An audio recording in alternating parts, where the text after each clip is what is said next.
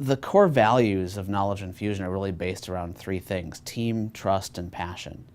And I've always said that if we get the right team, and the right team has to be the right team at the right time in the company's gone through, in a short 5 years, multiple phases, and we've needed different types of talent in each one of those phases. So the right team with an organization that's made up of people that you can trust, that you know that they have your back, you have their back, and you're constantly focused on driving towards the same mission, which then leads us to passion.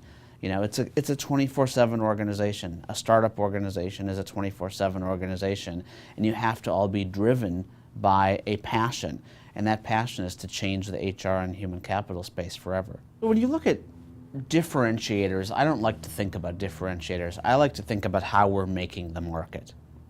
So to me, my goal is not to necessarily differentiate Knowledge Infusion against other firms.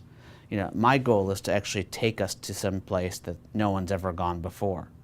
So how do we continue to innovate? How do we take the market up and to the right from a strategic standpoint, from a transformational vision standpoint, and by leveraging talent that hasn't been leveraged before to actually help organizations reach new heights? By continuing to move the organization up and to the right, I see the competition in the world continuing to move up and to the right, and together that makes a better ecosystem out there to help customers. So to me, differentiation comes naturally. Differentiation comes through transformation. I'd say that on any given time there are things that differentiate us. The biggest would be innovative, thinking in an innovative manner. B would be around the constantly changing world and being able to be agile enough as an organization to change as the world changes. And the third thing would be to make sure that you understand that there are different phases of a company's growth and that you have the right talent and the right people to adjust to those phases of a company's growth. Knowing that the innovation is at the core of the organization, the future is unlimited. When you actually look at future, our goal from a strategic standpoint is to completely take the blinders off and say, I've used to been looking in this tunnel, going forward I need to take those away and say, what hasn't been done? What hasn't been done that's going to drive value to our customers, to the vendors in the community, and to the overall business world that we can impact? So when we talk about futures, the futures relate to new products and services that need to happen as the world transforms. Who thought enterprise collaboration and tools like Facebook and LinkedIn would be what they were 5 years ago when we started the company? No one. Who knew that organizations were going to be so global in nature and that a core foundation was going to be required to share talent? Who knew that the high school graduation rate was going to be less than 50% in the US?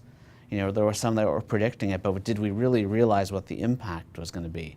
So when you take the concept of the changing workforce, the changes in work, the concept around changes in the function of human resources, and then technology, and how technology just changes constantly, our future is really dictated by staying ahead of the market and making sure that A, we're developing services that the market needs, B, we're aligned with the vendors to make sure that as the vendors come out with products, our services align nicely with that, and C, that we're starting to use some of this technology that's out there in the world today to possibly even develop our own products to augment what's already been done by the vendors in the space. The future of the human capital space it's completely greenfield. Today, if you look at how measurements are done, we look at how the stock market measures, we look at how people measure the value of assets, we think at how people measure the value of accounts receivable or accounts payable. All of those have hard dollar values to them. How do we measure our people today? There isn't a standard. How do we value our people today? There isn't a standard. How do we get the most out of our people today? There isn't a standard. So when we look at the rest of the economies and we say the manufacturing economy, solid standards. We look at how financials and financial auditing is done, solid standards. Then we get to the human capital space, which is truly the future of how the world is going to operate, and we say, no standards. That's one of those opportunities that is, like I said, completely greenfield, and if you're not excited to be in the space, something's wrong with you.